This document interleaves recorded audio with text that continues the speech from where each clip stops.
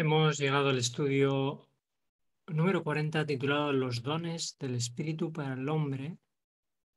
Y es que los dones del Espíritu son algo diferente del fruto del Espíritu que es para cada cristiano. En este caso, los dones del Espíritu son diferentes en cada uno de los cristianos.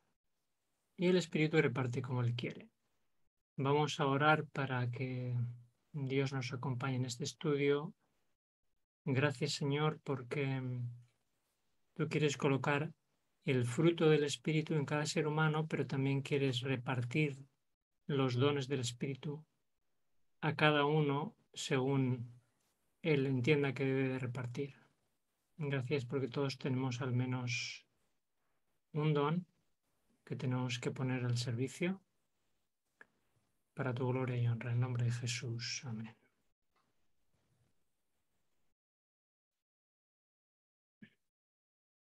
¿Quiere Dios que sepamos que existen dones espirituales o Él prefiere que estemos en la ignorancia? Según la palabra de Dios, dice: no quiero, hermanos, que ignoréis acerca de los dones espirituales. Así que el cristiano no puede ignorar que el Espíritu tiene dones para repartir. Y observa qué hizo Jesús cuando subió al cielo, según dice el libro de Efesios. Subiendo a lo alto, dio dones a los hombres. Vamos a ver a través de quién reparte los dones a los hombres. Vamos a leer 2 versículos de la Escritura. Dice Santiago: todo don perfecto desciende de lo alto. Y el segundo texto dice: pero todas estas cosas las hace uno y el mismo Espíritu, repartiendo a cada uno en particular como Él quiere. Así que es el Espíritu el que reparte. En particular quiere decir que a cada uno le reparte diferente y como Él quiere, porque Él conoce bien a cada persona y sabe cuál es el don o los dones que le corresponden. Pero vamos a ver primero qué finalidad tiene Dios a la hora de repartir los dones. Dice 1 Corintios: pero a cada uno le es dada la manifestación del Espíritu para provecho. Para provecho. Esta es la idea. La idea no es que Dios nos reparte dones para que nosotros nos lo guardemos, sino para provecho de los demás. Por eso no puede haber un cristiano aislado que viva para sí mismo, porque nadie tiene todos los dones del Espíritu, con lo cual necesitamos estar en contacto con otros cristianos para complementar nuestros dones espirituales unos con otros. Y vamos a ver cuáles son los dones del Espíritu. En la palabra de Dios hay 3 listas de los dones espirituales, 2 en Corintios y 1 en Efesios, y vamos a leerlas.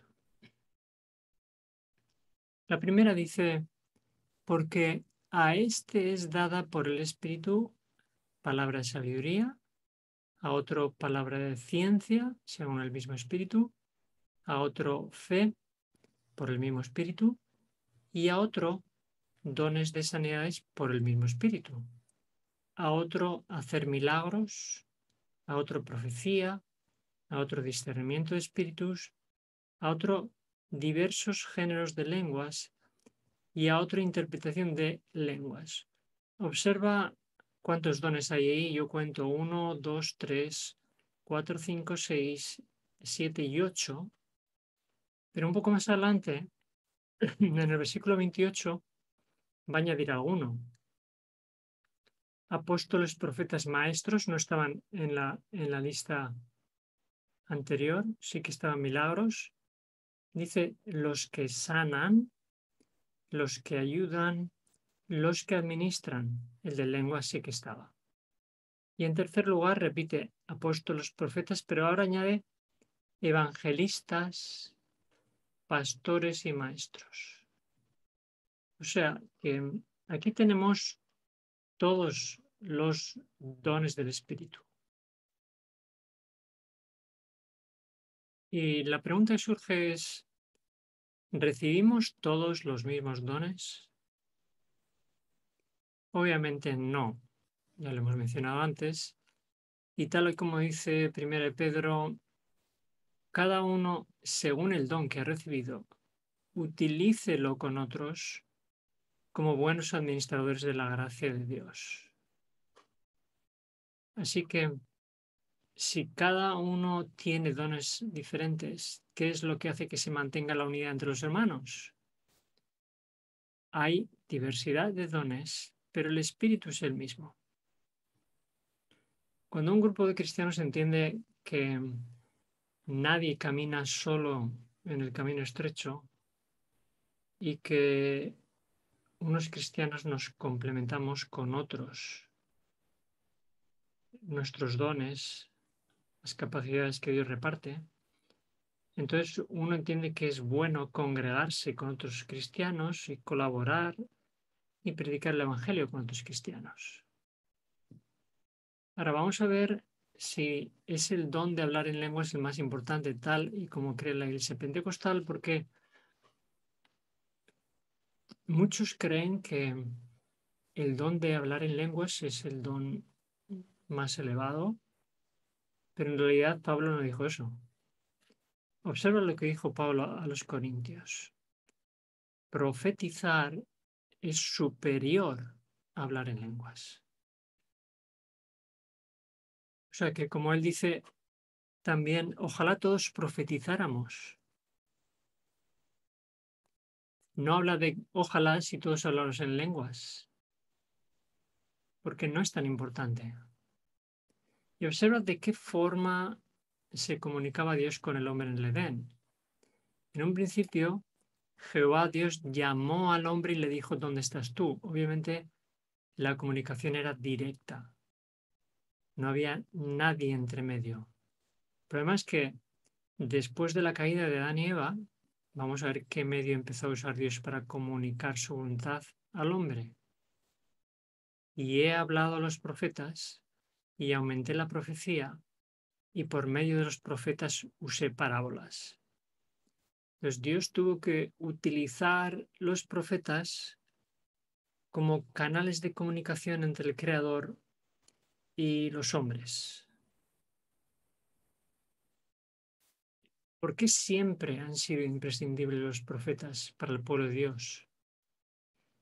Jehová lo dijo. En el libro de Amós leemos, porque no hará nada Jehová el Señor sin que revele su secreto a sus siervos, los profetas. Dios no quiere ocultar nada a los hombres que les sea necesario saber, por eso utiliza a los profetas. ¿Y qué forma tiene Dios de manifestarse a los profetas? En el libro de Números leemos, y él les dijo, oíd ahora mis palabras. Cuando haya entre vosotros profeta Jehová, le apareceré en visión, en sueños hablaré con él. O sea, podía ser por medio de una visión durante el día o podía ser durante la noche mediante un sueño. Esas eran las dos formas que Dios se manifestaba. ¿Son las palabras del profeta su propia opinión o la opinión de Dios? Se nos dice en 2 Pedro, porque nunca la profecía fue traída por voluntad humana, sino que los santos hombres de Dios hablaron siendo inspirados por el Espíritu Santo. Esto es algo muy importante porque así como Dios siempre ha tenido profetas, también por cada profeta ha habido muchos falsos profetas que pretendían estar hablando en nombre de Dios. Entonces, el verdadero profeta lo único que hace no hace su propia voluntad. Lo que hace es cumplir con la voluntad de Dios. ¿Y qué carácter tenían los profetas que Dios escogía? En primera de Pedro se nos escribe y se nos dice, los profetas que profetizaron de la gracia destinada a vosotros, inquirieron y diligentemente indagaron acerca de esta salvación, escudriñando qué persona y qué tiempo indicaba el Espíritu de Cristo que estaba en ellos, el cual anunciaba de antemano los sufrimientos de Cristo y las glorias que vendrían tras ellos. Un profeta de Dios es una persona que estudia la voluntad de Dios, estudia su palabra, es un hombre espiritual que indaga diligentemente, estudia, escudriña. Le gusta conocer la voluntad de Dios. No es una persona que pierde el tiempo con las cosas de esta vida. Es una persona que está con las cosas de Dios. Y vamos a ver qué consideración tenían las palabras de un profeta antiguamente.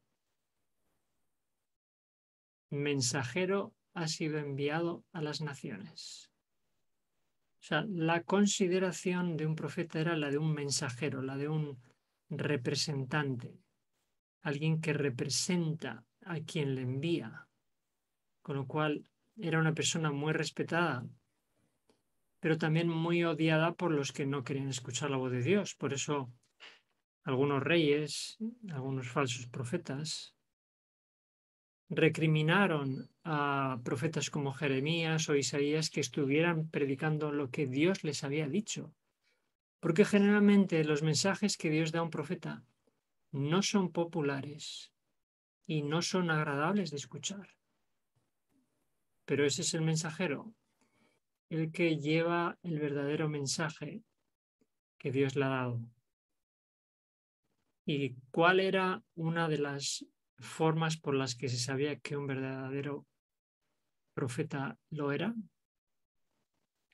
He aquí se cumplieron las cosas primeras y yo anuncio cosas nuevas. Antes que salgan a la luz, yo os las haré notorias. O sea, Dios anunciaba de antemano algunas cosas que podrían ocurrir en el futuro y cuando se cumplían ratificaba las palabras del profeta. A veces, como el caso de Jonás y Nínive, el profeta podía augurar una destrucción, pero que si había un arrepentimiento no ocurría. Si no lo hubiera habido, habría ocurrido. Entonces vamos a ver ahora cómo se identifica un falso profeta. Se nos dice en Deuteronomio, en dos ocasiones diferentes, si el profeta hablare en nombre de Jehová y no se cumpliere lo que dijo, ni aconteciere, es palabra que Jehová no ha hablado. Con presunción la habló el tal profeta, no tengas temor de él. Así que las predicciones del profeta se cumplen y las del falso profeta, como puede ser o pudo ser en su tiempo Nostradamus, que alguna cosa se cumplía y muchas otras no. Algunos lo han tomado por profeta, pero no lo fue en realidad.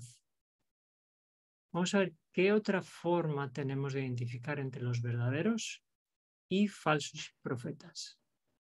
Como dice Mateo 7:20, por sus frutos lo conoceréis. En primer lugar, ¿qué tipo de persona es? Si es una persona que tiene el fruto del Espíritu y sus 9 características, o no tiene esas características. Entonces se puede comprobar también de esta forma si la persona puede ser un profeta o en realidad no lo es. Y vamos a ver cuál es la promesa para quienes crean en los profetas de Dios. Creed en Jehová vuestro Dios y estaréis seguros. Creed a sus profetas y seréis prosperados. Las personas que creen en los profetas de Dios son prosperados, a diferencia de los que no creen, que siempre tienen su consecuencia. Observa qué advertencias se les da a los cristianos sobre el don de profecía. No menospreciéis las profecías. Dicho de otra forma, no menospreciéis los profetas, porque las dos cosas van juntas. Y la pregunta que surge es, si Dios ha tenido sus mensajeros antiguamente, ¿puede tenerlos también durante el tiempo del fin en el que estamos viviendo?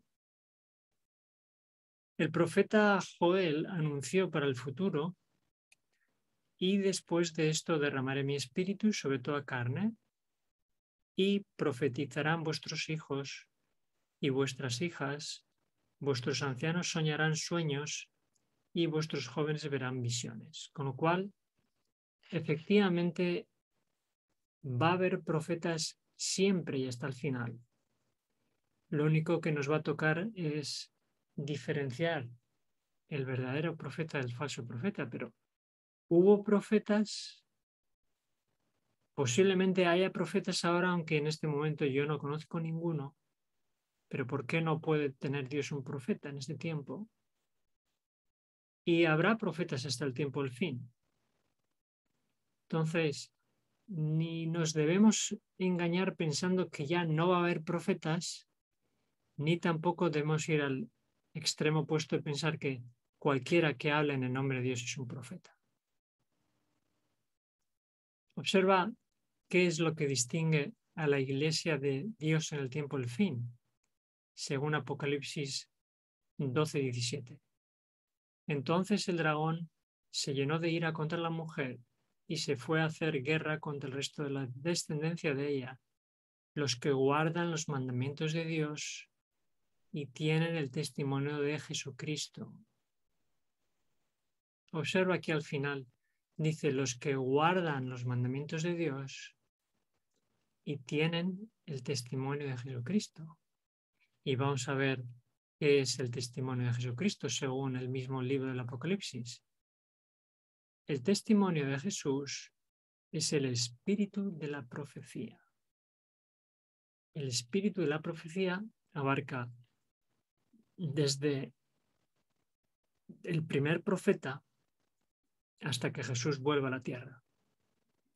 Es el espíritu que Dios ha dirigido para que tengamos profetas, para que nos avisen de lo que está por ocurrir, para que instruyan al pueblo, para que lo dirijan a la luz. Y cuánto más, si en la antigüedad se necesitó, cuánto más lo necesitamos ahora, que el mundo cada vez está más en tinieblas. Pero ¿qué ocurre cuando el pueblo de Dios no hace caso a la profecía? Esto es algo que puede estar ocurriendo ya. Dice el libro de Proverbios: sin profecía el pueblo se desenfrena. Cuando no hacemos caso a la profecía, nos desenfrenamos. Tenemos profecía en la Biblia y tenemos profecía también fuera de la Biblia. Así que tenemos que considerarla si no queremos desenfrenarnos o salirnos del camino estrecho. Que Dios nos ayude a entender que de todos los dones espirituales, el de la profecía puede ser uno de los más importantes y los más determinantes en nuestra salvación. Que Él nos ayude a distinguirlo, a saber diferenciarlo de la falsa profecía que el enemigo quiere introducir como la cizaña dentro del pueblo de Dios. Amén.